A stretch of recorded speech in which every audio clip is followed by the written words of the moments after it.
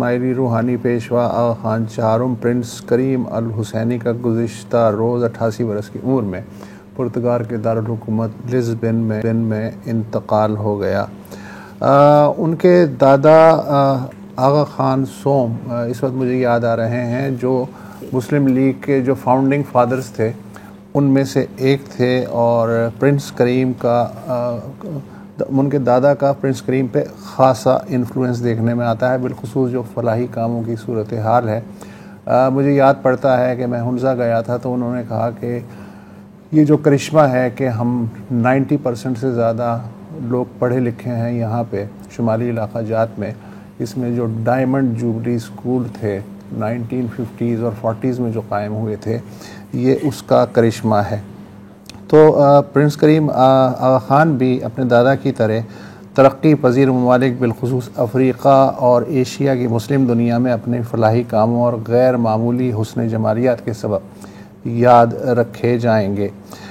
انہوں نے زندگی یورپ میں گزاری، مگر پاکستان میں اسماعیلی کمیونٹی کے علاوہ دیگر کمیونٹیز کے لیے بھی انہوں نے متعدد تعلیمی، اقتصادی اور تعمیراتی منصوبے مرتب کیے، جو کہ کامیابی سے جاری ہیں۔ وزیر اعظم شہباز شریف نے اپنے تعزیتی پیغام میں کہا ہے کہ پرنس کریم پسماندہ طبقات کو اوپر لانے کے مشکل کام کو انجام دینے اور اس میں مسلسل دلچسپی لینے والے گنی چنی شخصیات میں شامل ہیں۔ پرنس کریم 1957 میں سر سلطان محمد شاہ آغا خان سوم کی وفات کے بعد اسماعیلیوں کے امام بنے۔ اس وقت ان کی عمر 20 برس کے لگ بھگ تھی۔ انہیں کہ اگر ذاتی مشاغل کی بات کروں تو انہیں گھوڑے پالنے کا بہت شوق تھا، اور وہ جو اشرافیہ ہے یورپ کی اس میں ان کی بڑی دھاک تھی اس حوالے سے۔ خصوصاً ایک ان کا سب سے مشہور جو گھوڑا تھا وہ شیرگر، جس نے کہ اس زمانے میں تقریباً ہر ریس جیتی ہوئی تھی۔ 1983 میں ایک افسوسناک واقعہ ہوا، وہ اغوا ہو گیا، تاوان مانگا لیکن انکار کر دیا گیا، اس کے بعد اس گھوڑے کا پتہ نہیں چلا۔ 1967 میں آغا خان ڈیولپمنٹ نیٹ ورک کا قیام عمل میں آیا۔ اس نیٹ ورک کے تحت تیسری دنیا میں بالخصوص اسکول اور اسپتال تعمیر ہوئے، غریب برادریوں کی بنیادی سہولتوں کی فراہمی ممکن ہوئی۔ وہ کبھی بھی متنازع شخصیت نہیں رہے، ہر جگہ قابل قبول اور قابل احترام رہے۔ جی اچھا، انٹرسٹنگ بات یہ ہے کہ وہ خود بھی اسپورٹس مین تھے، اور 1964 میں جو ونٹر اولمپکس ہیں اس میں اسکیئنگ میں بھی ایران کی طرف سے پارٹیسپیٹ کیا تھا۔ اچھا، بہت کم لوگ اتنے خوش قسمت ہوتے ہیں کہ ان کے گزرنے کے بعد کسی کے منہ سے ان کی کوئی ایک برائی نہیں سننے کو ملتی۔ اینٹونیو گوٹیرس UN چیف سے لے کے جسٹن ٹروڈو سب نے کنڈولنس دی ہیں، اور انفیکٹ کینیڈا کی بات کریں تو ابھی حال میں ہی وہاں پر آغا خان ٹرسٹ فار کلچر نے ایک میوزیم بھی کھولا، میوزیکل سویلائزیشنز۔ لیکن ظاہر ہے کہ بہت باتیں ہیں تو ہم تھوڑا سا ابھی پاکستان پر فوکس کرتے ہیں، اور بالخصوص AKDN جس کا ذکر کیا ابھی وسعت نے، ان کے بارے میں بات کرتے ہیں۔ اور ہمیں جوائن کر رہے ہیں امتیاز، آپ کا 17 سال آپ نے گزارے ہیں میرا خیال ہے آغا خان ڈیولپمنٹ نیٹ ورک کے ساتھ، اور آپ CEO ہیں آف دیئر ایجوکیشن ڈپارٹمنٹ۔ اگر آپ ہمیں ایک تھوڑا سا اندازہ دے دیں کہ AKDN اوور آل اگر ہم بات کریں کہ جو پاکستان کے آپریشنز ہیں ان کا کیا سائز ہے، کتنے لوگ ان سے فائدہ اٹھاتے ہیں، کتنے لوگ اس میں امپلائڈ ہیں؟ جی بہت شکریہ، thank you for having me on this show. یہ دیکھیں AKDN گلوبلی آپ کو پتہ ہے کہ ون آف دی لارجسٹ جو ہے وہ فلاحی ڈیولپمنٹ میں کام کرتا ہے، جس میں کہ لگ بھگ 1 لاکھ کے قریب جو ہے وہ لوگ امپلائڈ ہیں، تو یہ کافی بڑا ادارہ ہے۔ پاکستان میں بھی، تو اگر پوری دنیا کی بات کی جائے تو پاکستان میں جو AKDN کی پریزنس ہے وہ آئی تھنک باقی کنٹریز سے آئی وڈ سے کہ وہ زیادہ ہے۔ بالکل، وہ آئی تھنک وہی ہے کہ وہ پاکستان کا جو ایک ہزائنس کی فیملی، اور یہ آغا خان جی 3rd سے جو اسٹارٹ ہوا تھا پاکستان کے ساتھ، تو وہ اس حوالے سے ہے۔ تو AKDN میں مور اور لیس سوشل سائڈ اور اکانومک سائڈ دونوں سائڈ پہ AKDN آغا خان ڈیولپمنٹ نیٹ ورک کام کرتا ہے۔ سوشل سائڈ میں آغا خان ایجوکیشن سروس پاکستان، جس کے ساتھ میں منسلک ہوں، آغا خان یونیورسٹی ہے، اور اس کے بعد ہیلتھ نیٹ ورک ہے۔ تو ہیلتھ میں ہمارے پاس آغا خان یونیورسٹی ہاسپٹل کے ساتھ ساتھ آغا خان ہیلتھ سروس پاکستان بھی ہے ایک ہے۔ تو اس میں جو کام کی نوعیت ہے، ایک تو یہ ہے کہ وہ ان علاقوں میں ہے جو کہ کافی پسماندہ تھے۔ اگر آپ 60s اور 70s میں دیکھیں تو وہاں تو جانا بھی مشکل تھا، اور آج دیکھتے ہیں تو جو ڈیولپمنٹ وہاں پر ہوئی ہے تو بیسکلی ان سائٹ پہ کام ہے۔ ان سے ہٹ کے how to like preserve our culture. Agha Khan culture service का भी एक कंपोनेंट है कि जो कि पुरानी इमारतों को पुराने किलों को रिस्टोर करता है, ना ओनली सिर्फ रिस्टोर करता है, बस उसके आसपास के जो तमाम लोग हैं उनकी भी इकोनॉमिक अपलिफ्टमेंट होती है. तो मॉडल इज़ लाइक दैट. इसके अलावा आगा खान रूरल सपोर्ट प्रोग्राम वो भी AKRSP और AK आगा खान फाउंडेशन का एक बड़ा प्रोग्राम है जिसके तहत लोगों को एम्पावर किया गया है. नॉट ओनली दैट, आपको मैं बताऊं तो तकरीबन 3 से 4 हज़ार विलेज ऑर्गेनाइजेशंस बनाई गई हैं और उसमें ख़ास तौर पे विमेन ऑर्गेनाइजेशंस, विमेन एम्पावर की गई हैं. तो इस तरीके से जो एक AKDN का जो मोटो है, जो ऑब्जेक्टिव है, जो कि हिज हाइनेस का विजन था कि improve the quality of life of the people. अब क्वालिटी ऑफ लाइफ एक जुमला है लेकिन उसमें तमाम चीज़ें, उसका मतलब क्या है? मतलब क्या है? तो उसका मतलब यही है कि होलिस्टिक, मतलब पूरी किस्म की डेवलपमेंट, सिर्फ एजुकेशन से नहीं, ये जो बेसिक नीड्स हैं उसको पूरा करना. तो आई थिंक AKDN इस हवाले से हर एंगल से, और बाकी आपको दूसरी साइड पे जो इकोनॉमिक डेवलपमेंट साइड पे जो दूसरे इदारे हैं जिसमें टूरिज़म प्रमोशन सर्विसेज है, सरीना होटल्स की जो चेन है, इसके अलावा हबी बैंक लिमिटेड जो बैंकिंग है, और माइक्रो फाइनेंस बैंक्स भी हैं जो कि सुनहरी बैंक AKDN का पार्ट नहीं है, प्राइवेट. अच्छा इम्तियाज़ साहब, मैं अगर ये कहूँ कि हमारे यहाँ जो, जैसे आपने पसमानदा इलाकों की बात कही, तो गिलगित बल्तिस्तान को जिस तरह से ट्रांसफॉर्म किया है तालीम की वजह से, मेरा ख्याल है कि हमारे मुल्क का ये एक वाहिद इलाका है जहाँ पर गर्ल लिटरेसी जो है वो 90% से शायद ऊपर है, और वो कंसिस्टेंट दिहाइयों का एक एफर्ट है. अच्छा भी ऐसे नहीं, क्वालिटी इम्पैक्ट आपको ग्राउंड पे भी नजर आता है. तो थोड़ा सा ये बताएंगे कि क्या ये बात सही है कि ज्यादा फोकस जो है वो गिलगित बल्तिस्तान पे रहा है, खास करके प्राइमरी एजुकेशन और कराची पे? हाँ, मतलब अगर आप सही मायनों में कहें कि आगा खान एजुकेशन, तो पाकिस्तान में हम 154 स्कूल्स रन करते हैं. 154 स्कूल में से मेजॉरिटी ऑफ द स्कूल जो है वो हमारे गिलगित बल्तिस्तान में, दैट इज़ 102 स्कूल्स. 45 स्कूल्स हमारे चित्राल रीजन में है. तो ये स्टार्ट बेसिकली, ठीक है, डायमंड जुबली का, जैसे वसतुल्लाह साहब ने जिक्र किया कि इमाम सुल्तान मोहम्मद शाह की डायमंड जुबली के मौके की मुनासबत से डायमंड जुबली स्कूल्स कुछ स्टार्ट हुए थे लेट 40s में, but the 60s and 70s में इनकी तादाद बढ़ी. मेनली इनको प्रमोट किया गया था टू एजुकेट गर्ल्स, बिकॉज आपको पता है कि बच्चियों की तालीम के लिए इतना ज़ोर नहीं दिया जाता था, तो वहाँ से स्टार्ट किया था. स्लोली एंड ग्रेजुअली क्वालिटी पे काम करना शुरू किया गया. 1960 में his highness the Agha Khan fourth ने पहली दफ़ा गिलगित का दौरा किया था, और आई थिंक उसके बाद से उन्होंने देख लिया कि यार नोबडी एल्स, कोई और फलाही इदारा या कोई और है वो जो इन इदारों में इस इलाके में सपोर्ट नहीं कर रहा. तो आई थिंक तो वहाँ से वो ट्रांसफॉर्मेशन का सिलसिला शुरू हुआ. तो आई थिंक विद इन 1 और 2 जनरेशन अब हम जो देखते हैं जो द डिफरेंस, तो क्वालिटी की तरफ स्कूल्स में ये हिज हाइनेस का विजन बेसिकली तो जो हो, आज भी मैं कहता हूँ कि हमारे पास एक गाइडेंस थी हिज हाइनेस की आगा खान एजुकेशन सर्विस की लेके. आज भी जो भी काम करें, we are in a rapid expansion mode. बड़े बड़े स्कूल्स बनाए जा रहे हैं वहाँ पे. हम वी आर मेकिंग श्योर कि कैपेसिटी को बढ़ाया जाए ताकि हम और लोगों को इन कर सकें, because demand is huge and हमारे पास अभी इतनी capacity. Plans for the future क्या है इम्तियाज़ साहब? हमें एक छोटा सा वक्फा लेना है यहाँ पर, and then will come back.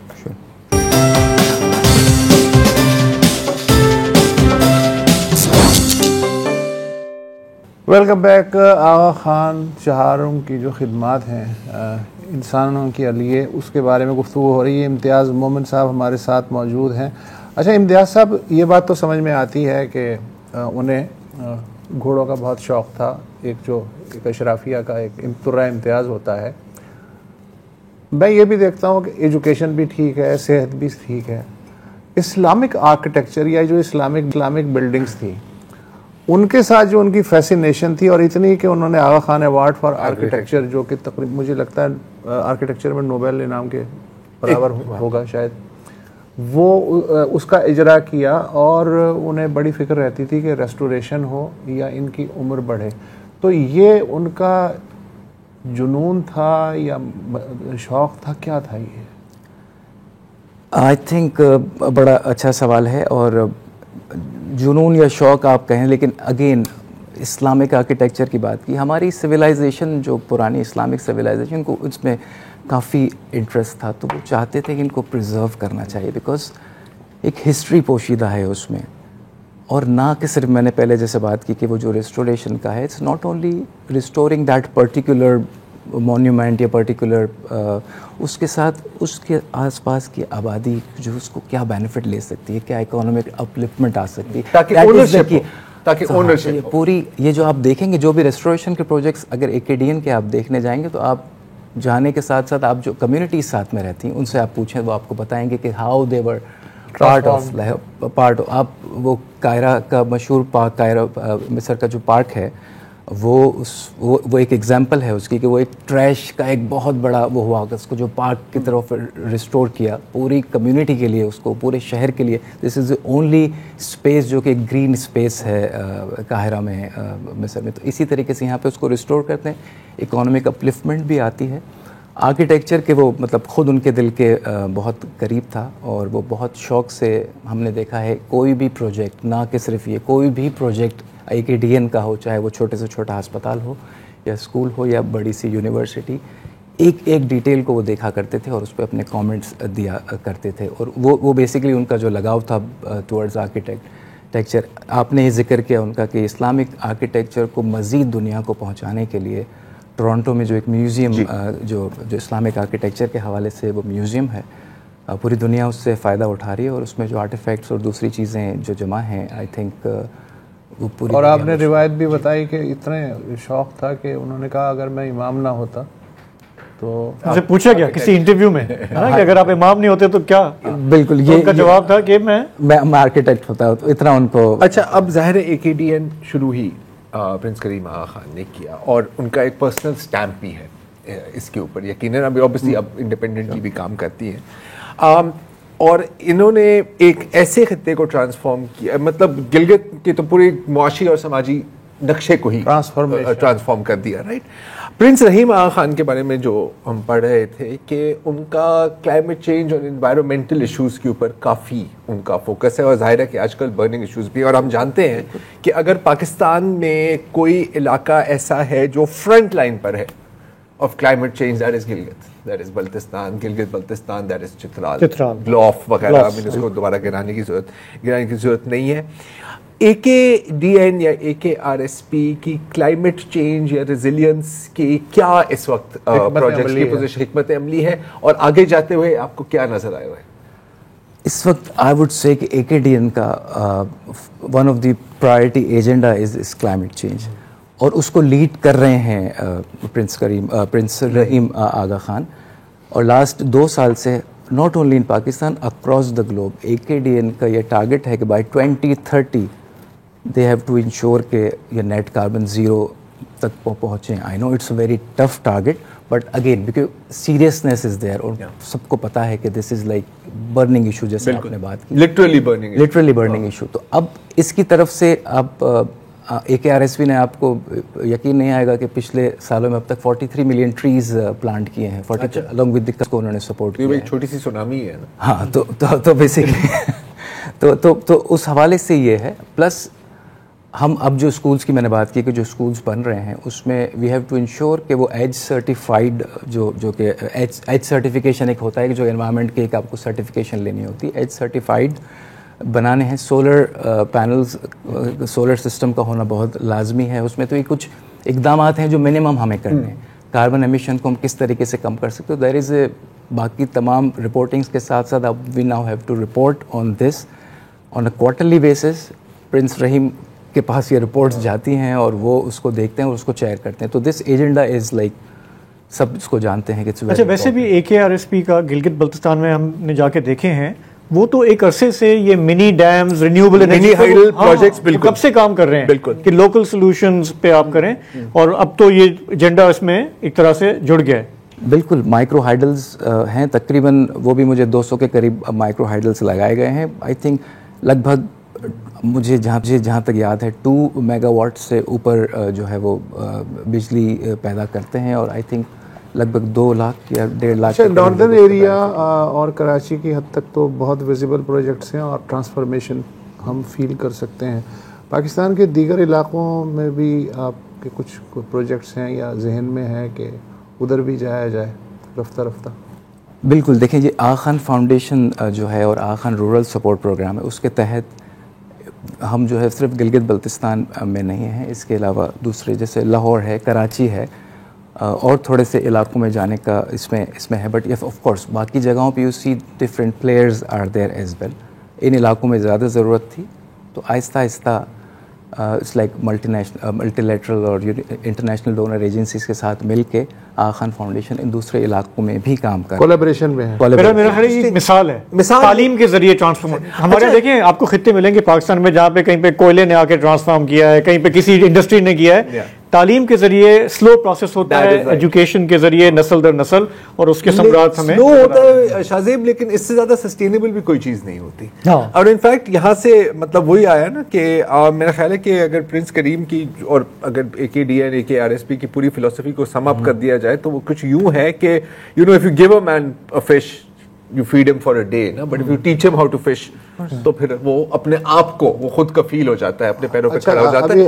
حال ہی میں انہوں نے ایک انٹرویو بھی دیا تھا، اور وہ آج میں نے دیکھا کہ میڈیا پہ خاصا وائرل ہیں اس کے کلپس.